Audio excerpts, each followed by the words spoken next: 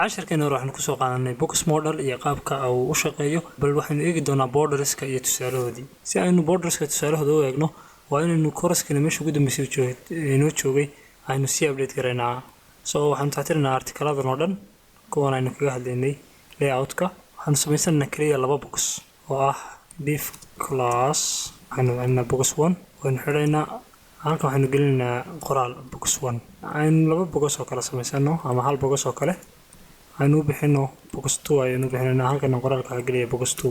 2 laba division baynu haysanaa textigana waan iska saarnaa post ku saabsan image-kana waan iska saaraynaa haddaynu browser-keena ku tijaabino html code-keena inta badan haddii arrin ku dhufatid oo css ka joogtid wuxuu kusoo qorayaa noocan oo kale live preview lama ogolaanayo marka waa inaad marka hore html ka tagtaa kabacdi live preview ku dhufataa okay maadaama boxeska aynu ka shaqeyna yaryar yihiin waxaanu badinaynaa preview-ga marka ugu horeysa bal box walba aan saysiino waxaanu soo qaadanaa box 1 waxaan dhahaynaa horta marka hore waxaanu siinaynaa waxa la dhaho width iyo height width waa balci waxaanu siin karnaa percentage pixels waa inoo socotaa width iyo height-ka iyo qaabka ay u shaqeeyaan waxaanu siinaa 100 pixel balaca iyo jooga oo ah 100 pixel si aad u aragtid qaabka uu shaqeynaya waxaan siinaynaa background blue halka box baa kugu jira boxka labaadna intan oo kale aynu copy garaynaynaa halkan aynu keenaynaa waxaanu bixinaa kana box 2 colorkiisa waxaan ka dhigaynaa green okay halkan laba box ayaa ku haysataa mainka ayaynu horta marka hore tijaabinaynaa totalkiisa boxkan haddeer wax widthkiisu waa 100 heightkiisuna waa 100 waxaanu marka ugu horeysa tijaabinaynaa border border baynu siinaa kan waxaanu leenahay border style horta nooca borderkiisu muxuu noqonayaa marka ugu horeysa solid ayaynu soo qaadanaa waxaa ujeedaa inuu border kusoo daray markaanu solid nidhi inuu border madow kusoo daray teedala waxaan sheegaynaa borderka xajmigiisa ama widthkiisa waxaan leenahay border width xajmiga borderka intuu noqonayaa percentage isticmaalkana markan pixel waxaan leenahay 10 pixel ha noqdo waxaa ujeedaa 10 pixel by default borderkaasi waa midabkaas waxaan u sameynaa waxa la dhaho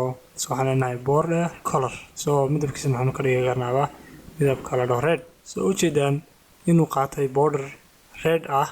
maadaama aynu border stylekii solid nidhi border intaasoo kale u qaata halkan waxaa ku jira border style border and width iyo border color border widthka intaynu gudagelin border styleka waxyaaba badan noqon kara wuxuu noqon karaa dotted ujeedaa dot dhibicuu noqday wuxuu noqon karaa dashed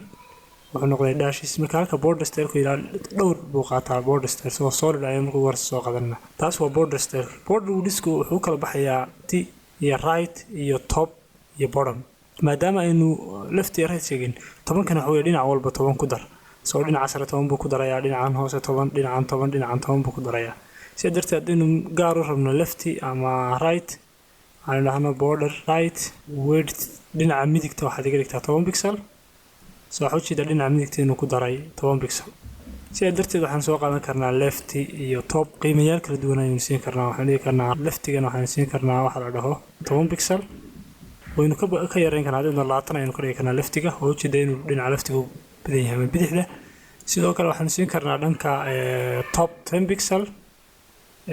bottom waxaan siin karnaa sin waqtiga weynana waxaan soo copy garaysanay bottom waxaan siin karnaa 5 pixel sidoo kale waxaad bedeli kartaa colorka waxaad dhihi kartaa border color maadaama colorkan uu ka wada dhexeeya waxaad dhihi kartaa border right kaliya ayaad colorkiisa sheegi kartaa waa red sidoo kale waxaad samayn kartaa border color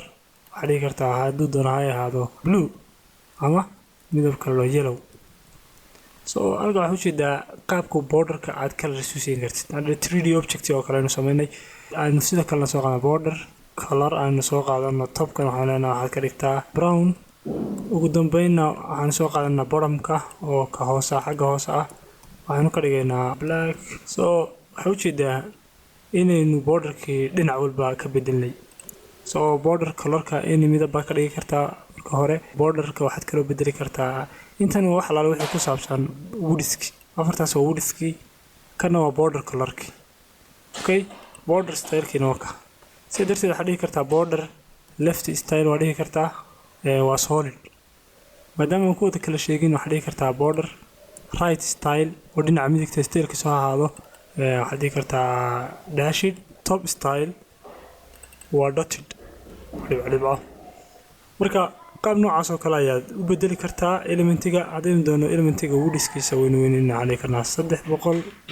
200 si elementiga ugu weynaado kana hadana comment ay ka dhigaynaa so waxa uu jeedaa inaynu siinay left right top bottom kana style ka aynu doono ayaynu siin karnaa so borderku waxyaabaha soo dhan buu qaataa bottom kana saasoo kale ayaad uga dhigi kartaa solid ama dash so waxaan oo dhan maadaama qoraysid waxa jirta qaab fudud oo qori kartid okay wal qaabka fudud muxuu noqonayaa aynu xagan iska yareyno maadaama borderku waxa soo dhan aynu u baahanahay hadda waxaanu u baahanahay border noocan oo kala so qaabka koowaad waa borderka horta oo hayn kartaa weeye waxaan dhigi kartaa border ayaa qoraysaa hadda waxaan joognaa boxka labaad ayaynu tusaalihiisa ku tijaabinaynaa inaynu isku boxka iyo boxka soo eegaysiino okay halkan box labaad ayaa ka jira kabacdina waxaan sheegaynaa inta pixelna 10 pixel baan leenahay 10 pixel markaynu sheegnay muxuu noqonayaa ma dotted ba ma dashed ba xalada solid ama xalana dotted kabacdi dotted baan nidhi ugu dambeyn waxaan sheegaynaa colorki so waxaan dhihi karnaa red waxaan dhihi karnaa black so hadaynu doonayno ka dhigna solid ayaan ka dhigaynaa borderku marka qaab noocaas kale u shaqeeyaa maadaama waxaan oo dhan qori lahayd border style border right border left kaliya waxa saameynaysaa inaad tiraahdo border kabacdina waa short ahaantan marka 10 pixel ama 5 pixel solid ama dotted ama dashed ku yahay any midab halkana waa any size so dayna elementigan sida kanoo kale u weynaysiino 200 ka dhigno waxaan jeedaa in kanidhi afarta dhinac uu ku leeyahay border ku leeyahay marka aynu ka hadlayno borderka waxa jirta kale oo muhiim ah aynu box saddex samaysano so boxkan waxa la lahaa box 3 kana box 3 baynu bixinaynaa box 3 baynu markaan target galaynaa box 3 maadaama uu border yahay box 3gan aynu width yahay siino widthka aynu siino dhahno 200 midabkeedu mar walba isticmaali jirnay teal okay waxa jira waxa la border radius waxa weeye borderkaaga ayuu koonayaasha ayuu ka soo laabaya soo aynu isticmaalno border radius kabacdina waxaan dooran karnaa tusaale ahaan 5 pixel markaan dhahno waxa u jeedaa dhinac walba inuu ka soo laabay 10 pixel haddaynu dhahno 30 pixel waxa u jeedaa inuu boxkii aad u soo yareeyay so waxyaabaha su'aalaha weydiinta waxa weeye borderkaaga sidee baad uga dhigi kartaa mid circle so maadaama widthkaaga iyo heightkaagu ay yihiin 200 circle waxa ku dhigi kartaa border radiuska waxa noqdo 50% waxa la wuxuu borderkaas yahay 50% ka noqdo soo waxa u jeedaa goobo qurux badan ayaa ku soo baxday sidoo kale percentage-kan wuxuu ku fiican yahay haddii halkan ka dhigo tusaale ahaan 100 kana aan ka dhigo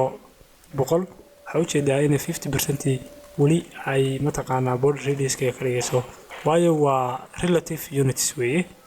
sidoo kale waxaan isticmaali karaa maadaama widthka iyo heightka yihiin 100 border radiuska wuxuu noqonayaa 50 maadaama